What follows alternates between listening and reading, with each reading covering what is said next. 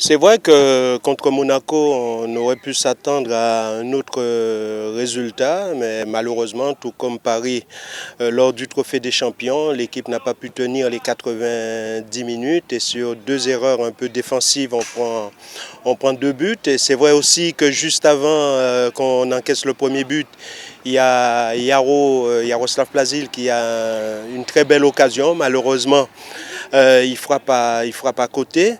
Mais je dirais que ce match de Toulouse est déjà un peu, je dirais pas capital, mais il faut qu'on fasse un bon résultat là-bas pour ne pas se mettre, comme on dit très souvent, martel en tête et pouvoir aborder Bastia en toute confiance. Voilà, il faut donc déjà prendre des points.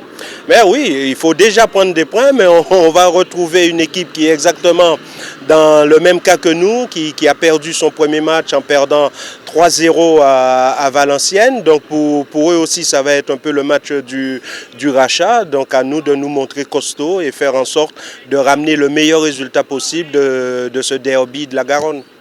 Oui, on a trois jeunes joueurs qui nous ont rejoints. Il y a le Adrien Dabas qui est un attaquant qui vient de Toulouse. On a un garçon qui vient je crois, de Bretigny, c'est Sofiane Valla. Et on a un garçon qui nous a fait un peu mal avec Trélissac.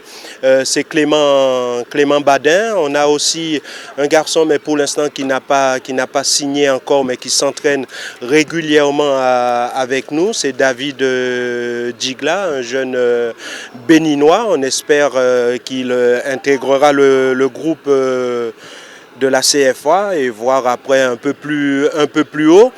Les matchs amicaux ont été un peu mitigés parce qu'on a gagné, je crois, un match, c'était contre Fontenay-le-Comte à Marennes. Par contre, on avait perdu le premier contre Villeneuve-d'Ornon.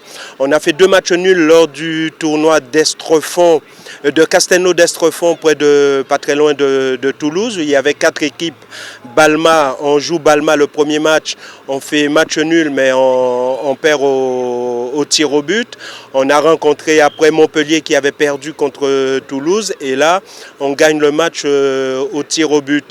Et le dernier match amical, c'était contre Trélissac, on perd 3-1. Mais il faut dire aussi qu'on avait des problèmes défensifs parce qu'on a beaucoup de garçons, des défenseurs. Il y a Jérémy Farasman qui n'avait pas participé au match, Johan Barbé, Cédric Yambéré et Jordan Blaise. Donc 4 défenseurs, étant donné qu'on n'en a pas beaucoup. Donc l'équipe était un peu diminuée, mais là elle perd 3-1 en faisant quand même un bon match. Ce week-end, c'est le début avec la réception d'une équipe qui s'est renforcée considérablement, c'est les Herbiers. Mais cette équipe, la saison dernière, on leur avait pris 8 points. J'espère que cette année, ce sera pareil. D'autant que pour cette rencontre, Francis Gillot va vous laisser à disposition 6 à 7 joueurs, comme il a dit, parce que il y a des joueurs qui ont besoin de trouver du temps de jeu. On aime bien avoir les pros, mais à condition qu'ils jouent le jeu.